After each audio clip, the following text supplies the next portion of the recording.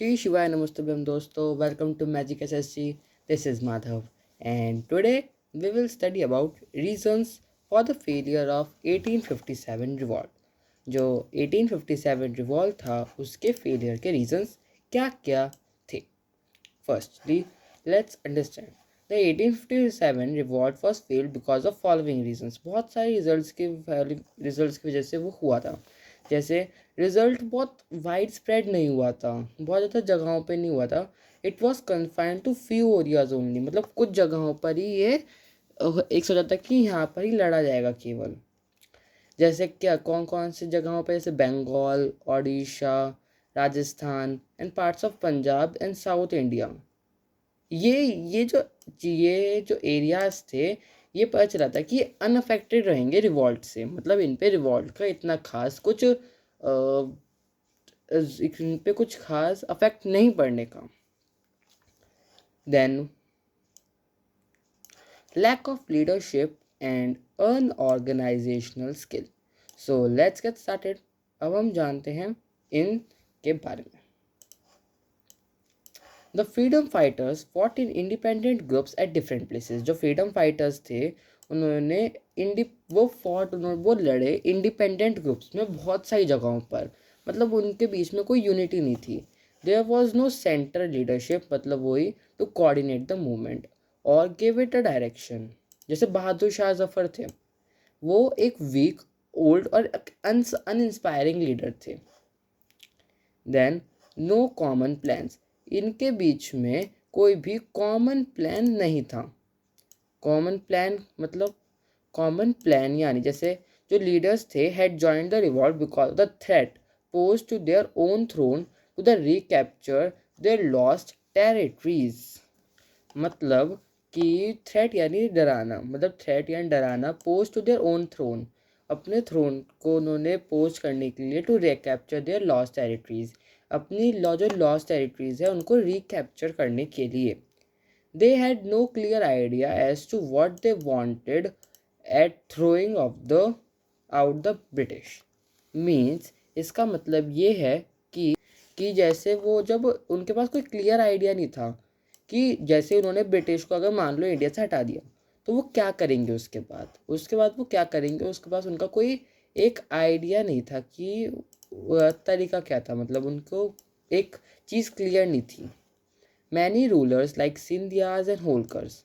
बहुत सारे रूलर्स जैसे सिंधियाज हो गए, होलकर्स हो गए, ये और साथ ही साथ princely states Gwalior, Patiala, Nabha et cetera, ये did not join the revolt against the British. इन्होंने ब्रिटिश के अगेंस्ट रिवॉल्ट को ज्वाइन नहीं किया. क्यों? क्योंकि ये ब्रिटिश की गुड बुक्स में रहना चाहते थे, और अदर रीजंस भी हो सकते हैं. The emerging middle class did not support the rebels. Means क्या मतलब है इसका मतलब है कि जो इंटेलेक्चुअल्स थे, टीचर्स थे और इंडस्ट्रियलिस्ट थे, उन्होंने भी इस रेबल यानी इस रिवॉल्ट को ज्वाइन नहीं किया. क्यों?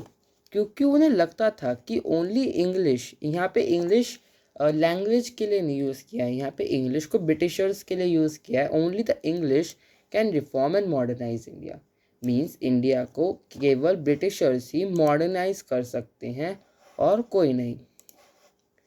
एंड देन अब अगर हमारा नेक्स्ट पॉइंट हम चलते हैं, some Indians even supported the suppression of revolt. कुछ इंडियंस ने रिवॉल्ट के सप्रेशन को भी सपोर्ट किया था. अब ये कौन थे? जैसे सिख हो गए, राजपूत हो गए, गोरखास हो गए, इन्होंने सपोर्ट किया था. जैसे बैटालियंस, ये सब बैटालियंस जो थे in fact remained loyal to British and help them in suppressing the revolt.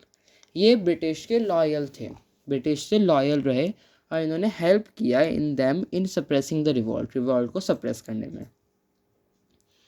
Lack of modern weapon and technology. इसका मतलब क्या है?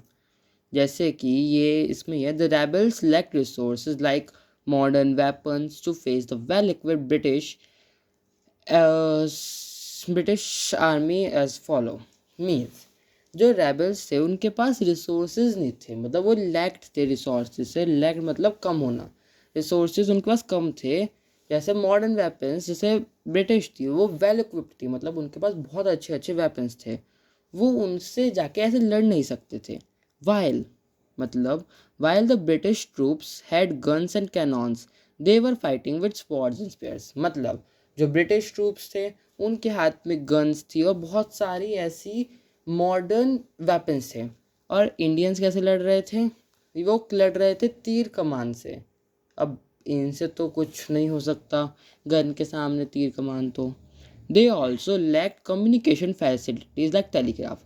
मान लो एक जगह पे लड़ाई हो गई, अब वहाँ पे ब्रिटिशर्स के पास क्या था, टेलीग्राफ थे, तो वो वहाँ पे फ़ोन करके, मतलब फ़ोन एक तरीके से कर सकते थे, मतलब अपने कम्युनिकेशन मीन्स कोई बात थी तो वो पहुँचा सकते थे। इंडियंस इंडियंस ऐसा नहीं कर सकते थे।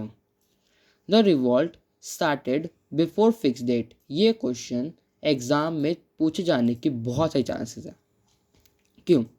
क्योंकि ये बहुत ज़्यादा इंपॉर्टेंट है। Revolt was suppose to start on 31 May 1857।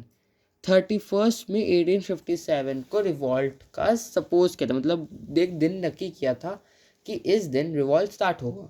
But ऐसा तो कभी हो ही नहीं सकता कि ब्रिटिशर्स मान ले, since it started before the time. ये पहले ही शुरू हो गया। The whole plan was disorganize. Obviously अगर कोई चीज़ किसी टाइम से पहले वो शुरू हो रही है तो वो प्लान तो उसमें डिसऑर्गेनाइज होगा ही। The British on the other hand got sufficient time to mobilise under the forces. Means मतलब ब्रिटिशर्स के पास तो एक इनफ टाइम था क्योंकि उन्हें तो पता था कि जल्दी स्टार्ट करेंगे वो revolt. British army was more discipline. British army बहुत डिसिप्लिन थी। दो the leaders of the revolt was brave and patriotic, they were not match for the discipline experience. देखो डिसिप्लिन लाइफ की सबसे इंपॉर्टेंट चीज़ होती है। जो ब्रिटिश आर्मी थी वो वेल डिसिप्लिन थी in comparison of Indian. Indians जो वो थे आर्मी मीन्स ट्रूप्स से, वो वेल डिसिप्लिन नहीं थे। ऑल दो मतलब हालांकि जो लीडर्स थे रिवॉल्ट के वो ब्रेव और पेट्रियोटिक थे, ये माना, ये बिल्कुल सही बात है, बट कोई मैच नहीं है डिसिप्लिन और एक्सपीरियंस से। अब डिसिप्लिन तो डिसिप्लिन ही होता है, उसके तो कुछ नहीं कर सकते। British army was more discipline, जैसे बताया हमने आपको। उसके बाद ये सेम लाइन दो बार रिपीट हो गई है ना। हाँ ये देखो, ये यहीं पर आनी थी, मैं भी देखता रहता हूँ। हाँ ये दो लाइन रिपीट हो गई है, कोई नहीं। लैक ऑफ रिसोर्सेज, रिसोर्सेज की लैक। अभी हमने यही टॉपिक आपको याद होगा, यही पढ़ा था वही। The rebels lack resources like man, money and many other materials, whereas British army had and continuous supply of all these resources. Means देखो जो ब्रिटिशर्स थे वो उन्होंने इंडिया पे सब्सिडरी अलायंस लगाया और ऐसे बहुत सी चीज़ों से उन्होंने बहुत पैसे कमाए। मैन, उन्होंने बहुत, उनके खुद की भी आर्मी थी, साथ में इंडियंस भी उस आर्मी में जुड़े हुए थे। उनके पास मैन की कोई कमी नहीं थी, मनी की कोई कमी नहीं थी, मटेरियल वो इंडियन से छीन लेते थे। तो इसलिए ब्रिटिशर्स के पास इसका कंटिन्यूस सप्लाई था, बट जो इंडियंस थे उनके पास इसका कोई सप्लाई नहीं था। And that's all for today. आज की वीडियो थोड़ी ज़्यादा ही लंबी हो गई, सो अगर आप अभी तक यहाँ पे बने हुए हैं तो आपको बहुत बहुत थैंक यू। अब हम मिलेंगे आपसे अगली बार, तो तब तक के लिए शीश वाय नमस्तुभ्यम।